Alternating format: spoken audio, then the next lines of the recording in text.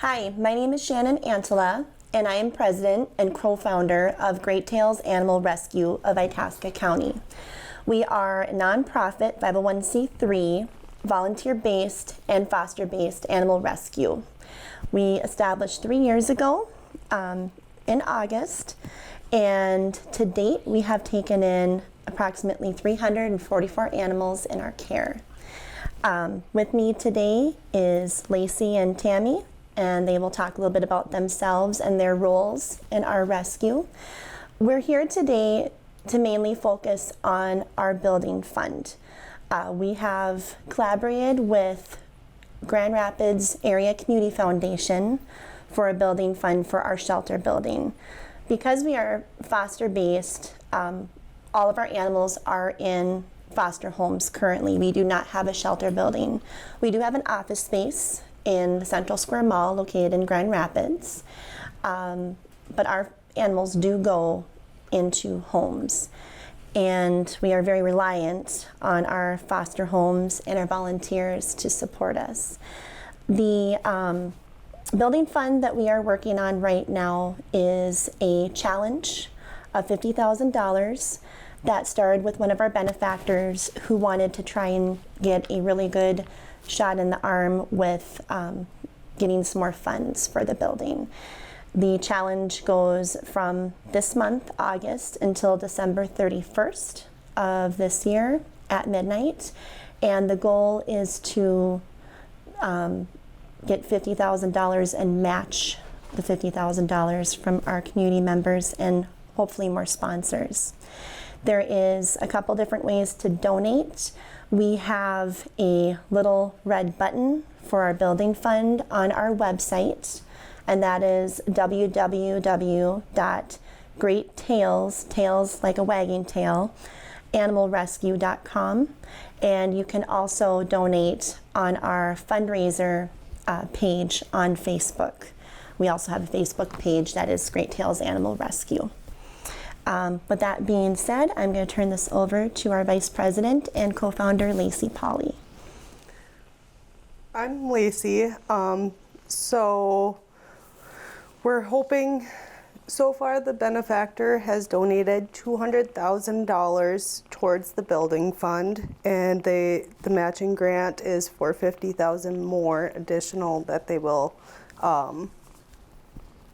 match with community members. What we're looking for as far as a building is like a Morton building with on a minimum of 5 acres, so we can do kennels and runs, and we're hoping for 15 to 20 dog kennels and then 30 cat kennels. We want want space for our pets to be able to run outdoors. Yep, so we're looking either to build or a building that's already made that we can kind of fit our needs. We would like to be able to do a community room there where we could have educational events. Yep, birthday parties, have our community events that we have. Usually we have an annual rummage sale, I should say, and a craft show. Just a big enough space for the community's needs. Yeah. And this is Peaches. She'll be ready for adoption in 4 weeks, along with Tigger and then their sister, who is Goldie. Sorry. And she's back behind the camera right now being held. Yeah. And this is Tammy. This is Tanner that I'm holding. I'm Tammy Huyu, and I am the intake coordinator for Great Tails.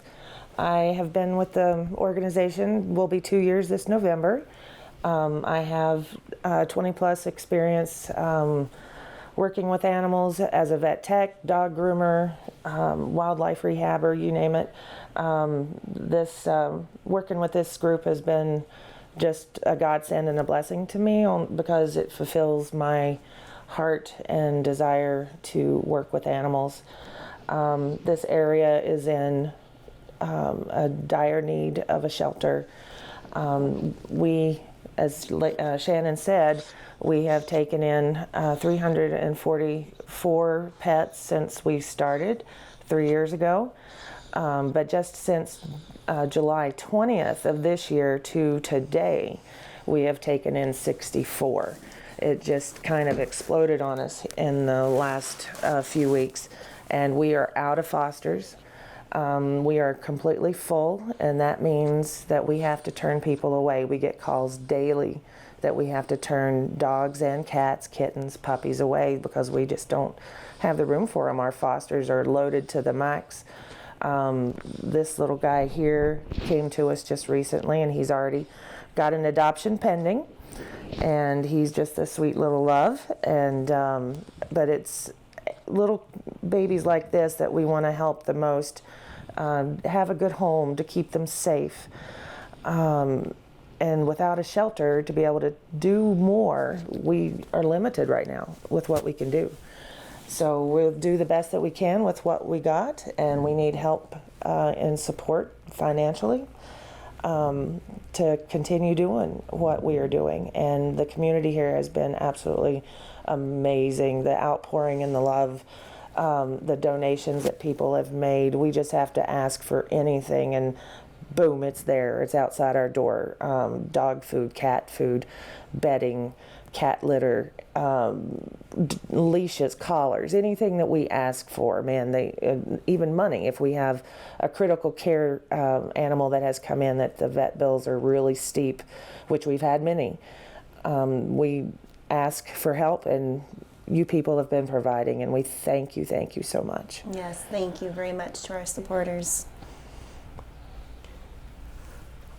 Another thing we wanted to say, if you would like to volunteer, we are going to get a schedule ready. So our mall office is open throughout the day instead of by appointment. Currently it is by appointment since we are all volunteers. Fosters, we need fosters. We pay for everything. You just have to provide a loving home. And I mean, this is one of my fosters, so. What's not to love? Fostering is super simple with us. Like Lacey said, we provide the supplies, the veterinary care. You provide the loving home, do some basic training, help occasionally with transportation to the vet appointments and meet and greets when needed. And all of our meet and greets are at our office. So. But it's very fulfilling to be a foster. I'm a foster right now. My foster is not here. He's a little too wild for this type of segment, but he's a 16-week-old puppy that has given us a lot of joy. So, yeah. The biggest challenge with fostering, though, is you get your heart wrapped up in them. You love them like they're your own, and then it breaks your heart when you have to say goodbye when they go to their new homes. But at the same time, you know you gave that baby a wonderful start, and they're going to be just a wonderful pet addition to the family that adopts them. Occasionally we lose one or two. Out of those 343 that we have taken in the last 3 years, 95% of those have gone on to have wonderful homes where they've been adopted out. Very few have we lost, and those are due to health issues from birth, sicknesses that we just could not handle or the vets couldn't treat. So it's very, very few so far, and thank goodness, because that's heartbreaking enough. So it's a really good success rate where we've had the majority of them go to loving homes instead of the other losing them. So it does tear your heart out on occasion, but the rewards greatly outweigh those little moments. But this little guy, he's got my heart already. And we always tell fosters, one of the things they ask right away is, well, what if I fall in love, like Tammy was saying? We always say, well, you get first dibs. And I'm a two-time foster fail already and trying really hard not to be a foster fail 3 times over. Yeah, we have a running joke with the foster failing in our with our board members and some of our volunteers. So I'm a 2-time foster failure with just this group. Lacey, how many times have you been? I'm a 2-time foster failure. And a foster fail simply means that you fall in love with them and they become a part of your family and you can't bear to let them go. So you keep them as your own. Yeah. Yeah. In closing, we just, like Tammy had mentioned, we want to thank all of our supporters that have helped us in the last 3 years, just with everything, with the donations, monetary, food, supplies, and otherwise, with the support, with sharing everything that we have on our Facebook page and our website, even in regards to our services that we provide with lost pets trying to find their owners. And we hope that we can still have that continued support as we continue this journey to getting a shelter building here in Itasca County. That is our main goal. It will not happen overnight. We're very well aware of that, but it is a goal that I think we can all say is a very attainable goal here in the future. With that being said, we want to thank you all, and please continue to support Great Tails Animal Rescue.